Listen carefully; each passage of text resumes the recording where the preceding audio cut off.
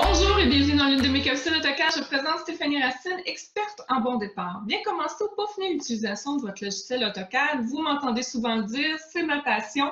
Donc, c'est vraiment ce que j'aime véhiculer au travers de mes capsules. Sans plus tarder, je vous invite à aller visiter ma page web au www.stephanie-cadescent.com. Vous découvrirez le nécessaire pour aller télécharger, entre autres, votre premier outil gratuit et bien d'autres, car j'en divulgue une fois par mois, mais également l'accès à mon école en ligne. Et c'est un peu un lien avec ça que je vais vous parler aujourd'hui de ma capsule. C'est vraiment la découverte de ma nouvelle formation, ma dernière qui est sortie, et c'est la formation « Construis ton style de cote, rends-le digne de ton image ».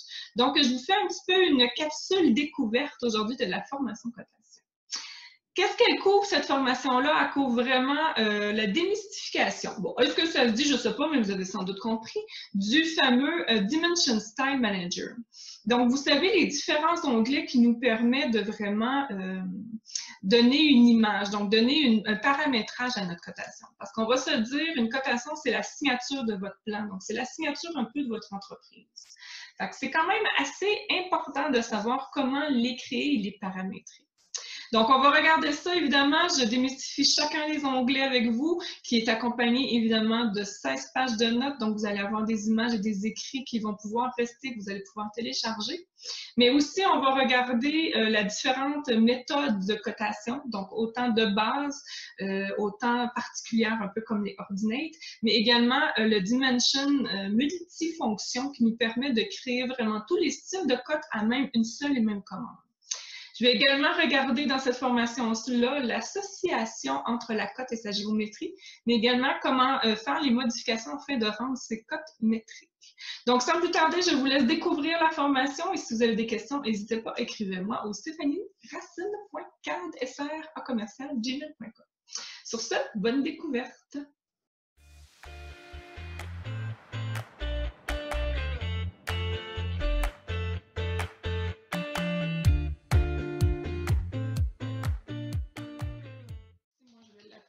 Formation.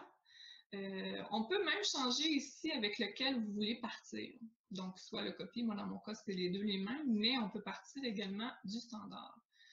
Toujours cocher la note. On a le Use For. Le Use For, c'est ici qu'on va déterminer si c'est un style de cote principal ou si c'est un style de cote secondaire.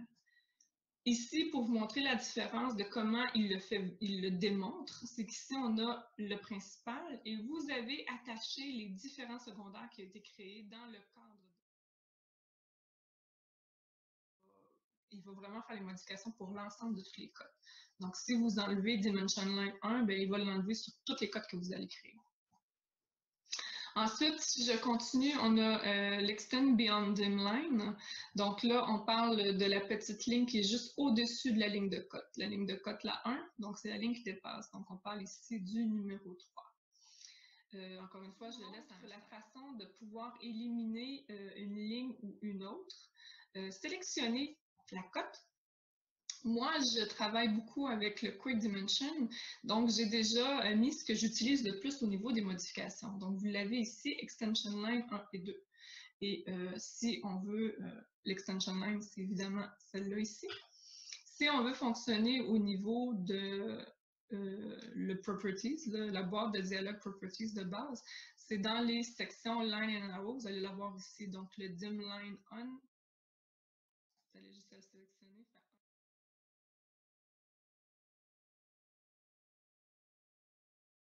Faire soit Dim Ordinate ou venir le chercher à l'aide de notre ruban. On le sélectionne. Évidemment, on a mis préalablement le point d'origine au bon endroit.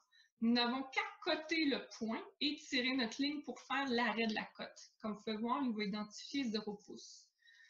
On doit faire, si on veut rentrer dans la cote, on doit faire Enter et tirer retrouver. Ou, c'est là que ça devient intéressant, on peut utiliser la commande soit baseline ou continue.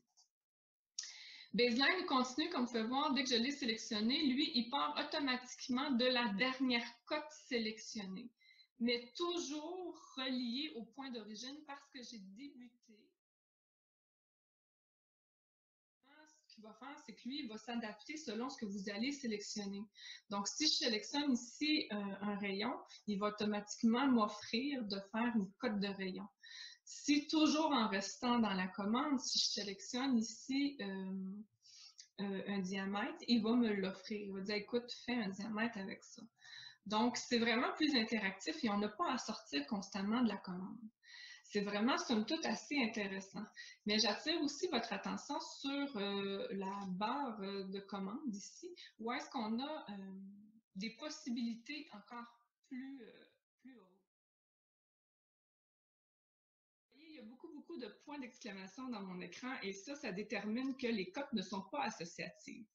Qu'est-ce que l'associatif? C'est vraiment de rendre la cote aimantée à son point d'origine, à son point de création sur la géométrie. Donc, l'association va se créer d'une façon, somme toute assez simple, à l'aide d'une variable de système. La variable de système s'appelle dim associate. Et lorsque la dim associate est dans une valeur 2, automatiquement, quand on crée la cote, l'aimant va se faire. Donc, l'association va se faire entre le cote.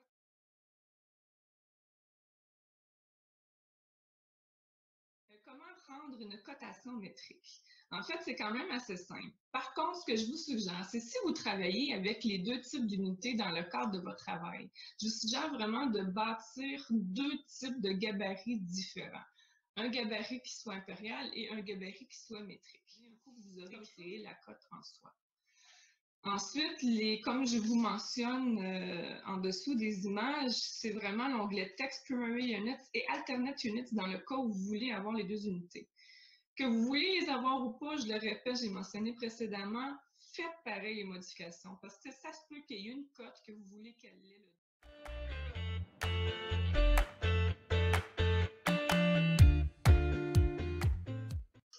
Alors voilà, c'est ce qui m'est fait à ma petite capsule. J'espère que vous avez eu une belle découverte. J'espère que vous allez être nombreux à partager cette formation parce que sincèrement, je pense que ça peut déboguer certaines personnes au niveau de son style de cote ou les refaire et les mettre un petit peu plus personnalisés afin de rendre la signature de vos plans adéquate à l'image de votre entreprise.